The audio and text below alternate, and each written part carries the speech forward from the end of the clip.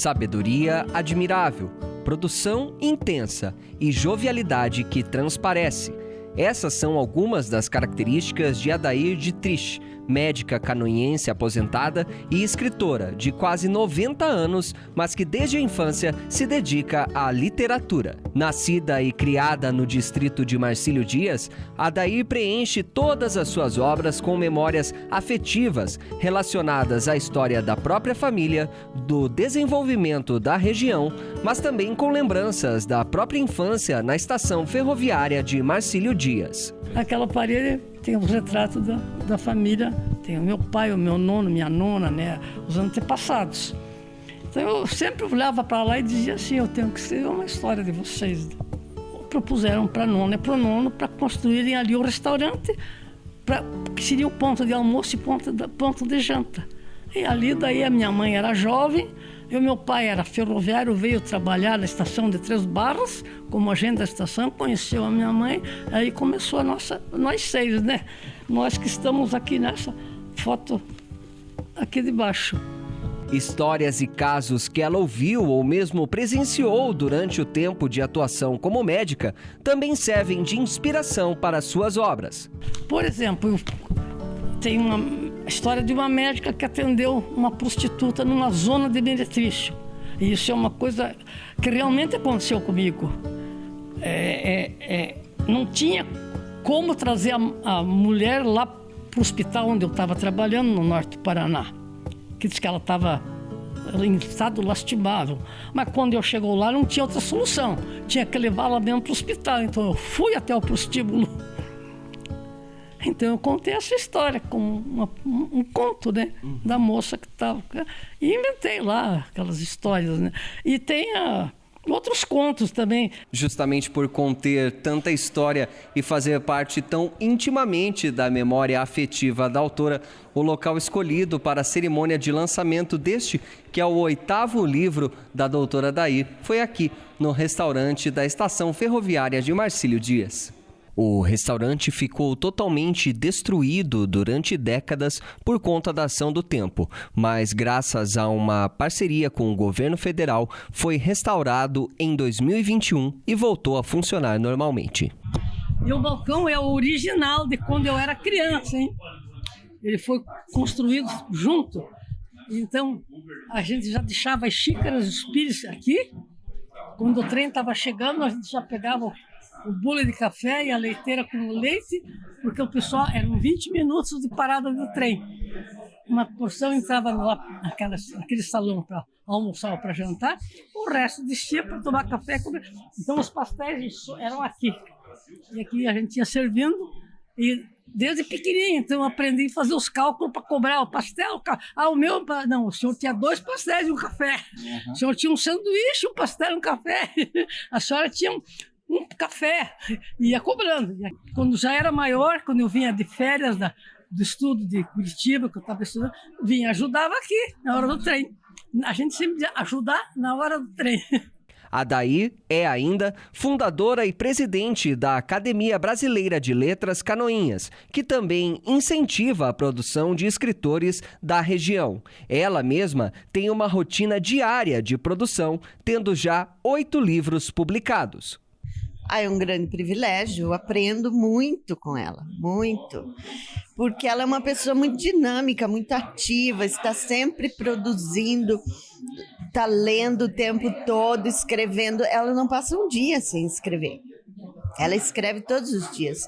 É uma pessoa que você pode conversar com ela sobre qualquer assunto. Então, conviver com a doutora Adair é um grande privilégio.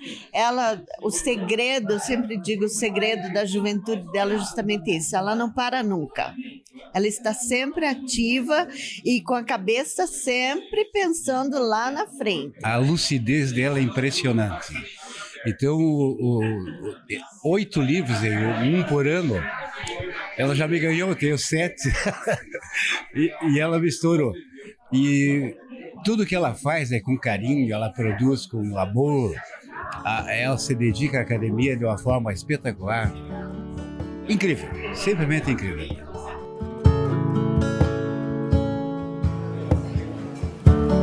As histórias de Adair.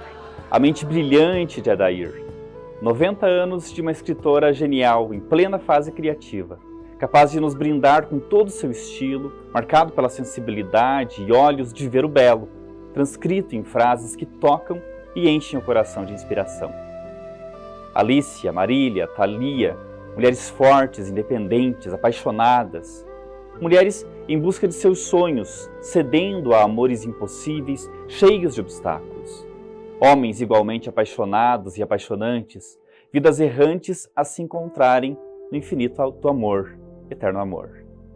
A Marcílio Dias de seu nascimento, a Vó Nena e seus pastéis maravilhosos, o restaurante da estação mágico e encantador, a casa da esquina, os natais inesquecíveis ao lado da família, o irmão que sentiu na pele o peso de uma ditadura, uma irmã aflita em busca de justiça, a eterna admiração por Isis, a doce Isis.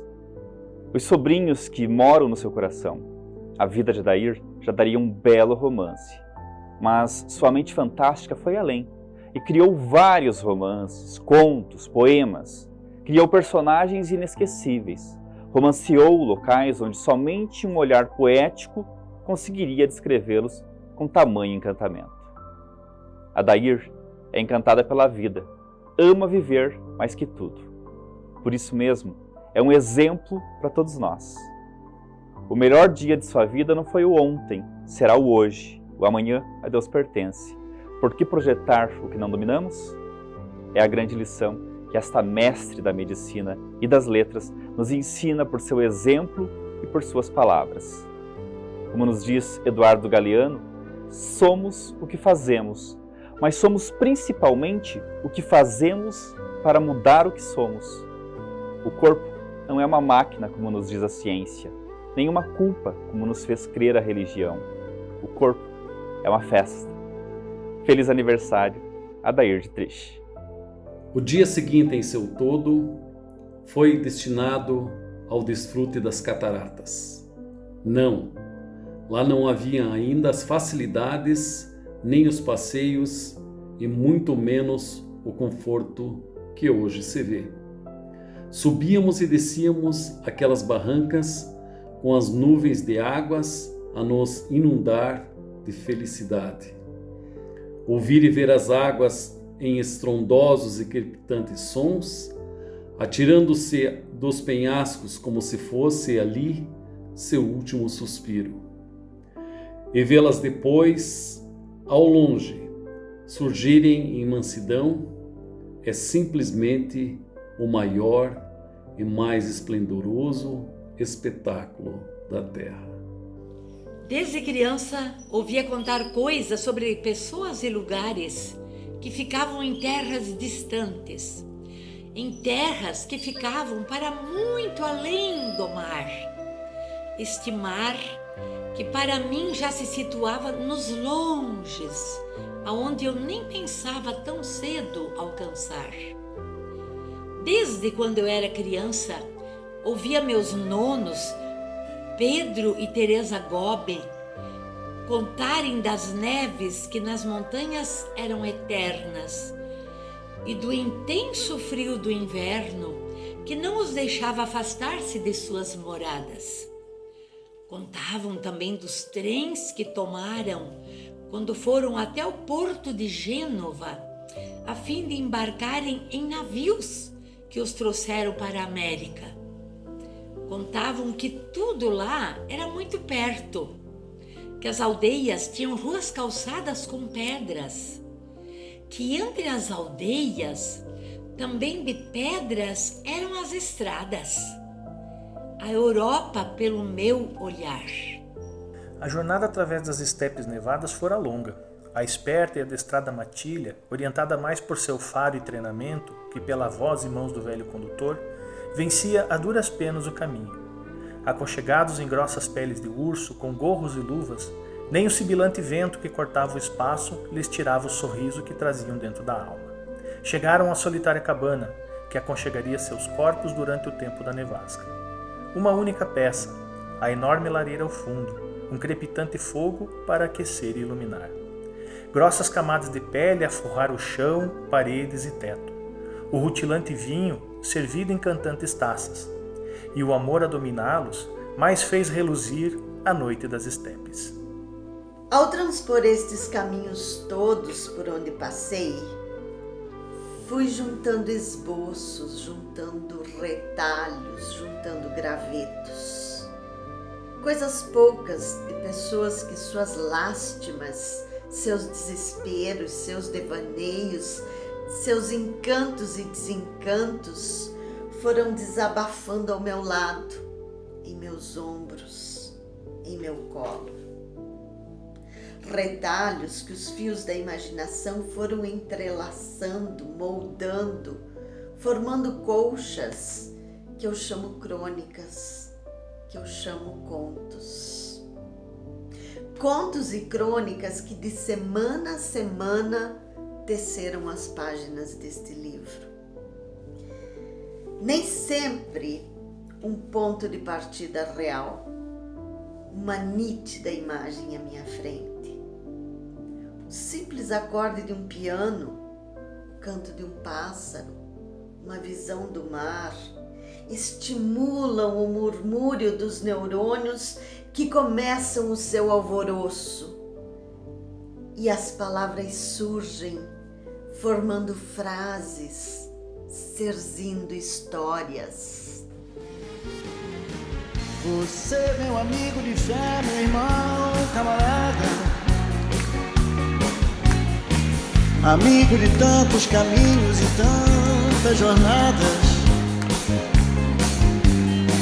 cabeça de homem, mas o coração de menino, aquele que está do meu lado em qualquer caminhada. Me lembro de todas as lutas, meu bom companheiro. Você tantas vezes provou que é um grande guerreiro.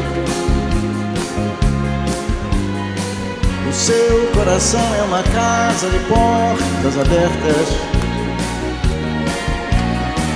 Amigo, você é o mais certo nas horas incertas.